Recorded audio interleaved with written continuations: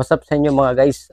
Bali, papakita ko nga pala yung setup ng aking motor na gagamitin sa endurance gaganapin sa April 6 and 7 sa Chaong. Yan, Chaong, Quezon. Bali, pauna ko muna pakita sa inyo yung aking MDL. So, yung MDL ko, yan ay TDD Night Reaper. Yeah, halagang 1,230 siya. Yan, yung pan lang. Ito lang, mismong kanyang ilaw. 1,230. Hindi pa kasama yung mga fuse, relay, and wiring. Pinakakuan lang, unit lang na TDD Night Reaper siya. Dalawang klaseng kulay. Kulay white and yellow. Ang kanyang white ay high. Ang kanyang low ay yellow. So, bali, bakit nga ba ating kailangan ito? So, sa endurance, dadaan tayo sa mga madidilim na lugar na hindi kakayanin ng ating headlight. So, gagamit tayo nito in case lang naman sa dilim. Yan. At pag may mga kasalubong, ita-turn off natin para hindi makasilaw. Kasi medyo mataas yung setup ko nito. In case lang na walang kasalubong, pwede natin siyang buhayin. Sunod, yung kanyang ang aking phone holder, flip phone siya. Yan, quick release na lang siya. Pero first time ko pa rin gumamit ito. Susubukan natin kung hindi ba malalaglag yung cellphone natin pagka nasa tumatakbo na ng 100 kph ang ating motor. So, ang sunod natin ay ang ating camelback. So, ang camelback natin ay nabili natin ng 1,269. So, ba't kailangan natin ng camelback?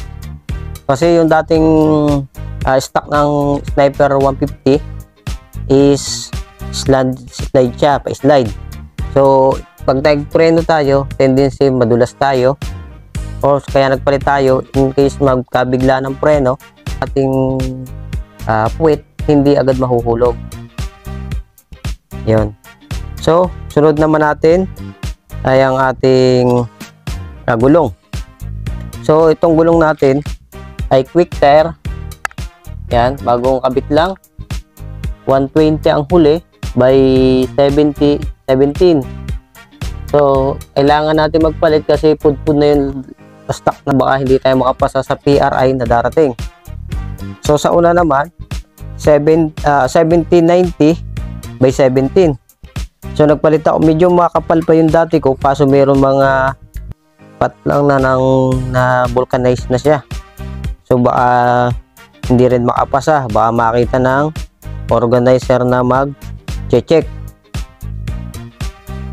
So, ang sunod natin ay ang clutch lining. Nagpalit na rin tayo ng clutch lining na 4S1M na halagang 900.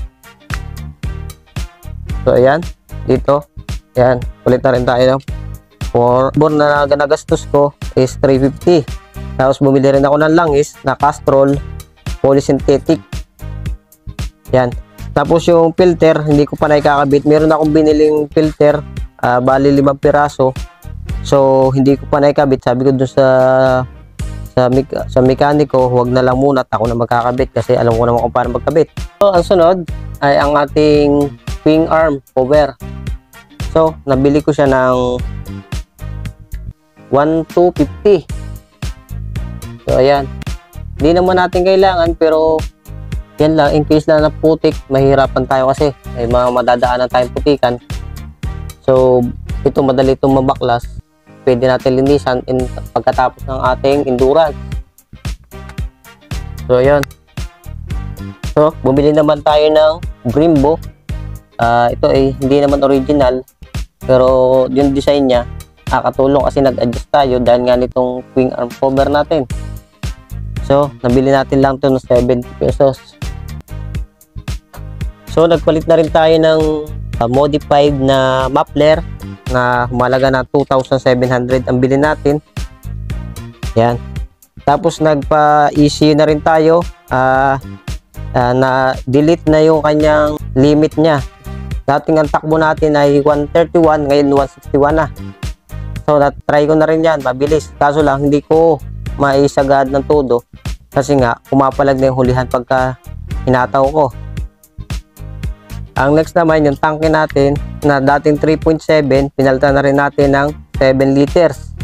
Kasi nung time na nag-endurance ako sa Baguio, mula Quezon City hanggang Baguio pabalik rito is muntik na tayong naubusan sa bandang Nueva Ecija. Buti na lang mayroon tayong kaibigan na nag-endurance na nagkarga, malaking tulong na yun. Buti na lang may nakita tayong tindahan ng gasolina sa may doon sa taas, nakabili tayong 2 bote. Kaya nagpalit na rin ako in case na maubusan. Isang kinakatakutan yung maubusan tayo ng gasolina sa oras ng laban. Then bumili na rin ako ng tank na galon na 5 liters siya. So yan, umorder na ako, gumawa na rin ako ng kanyang bracket, kanyang kahon. Naglagay na rin ako ng mapapaglagyan ko ng tools sa likod.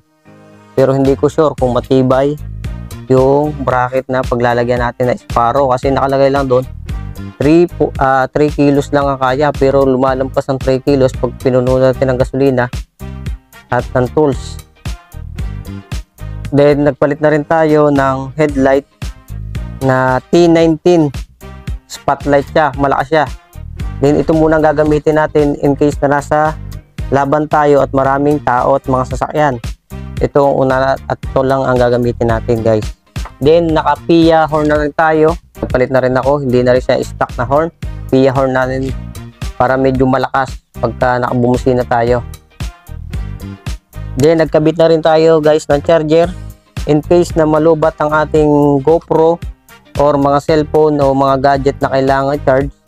Meron tayong magagamit na charger. So ayun. Ayun, bali papakita ko sa inyo yung gagamitin kong helmet, ang KYT TT Course. Yan, nabili ko siya ng 4,000.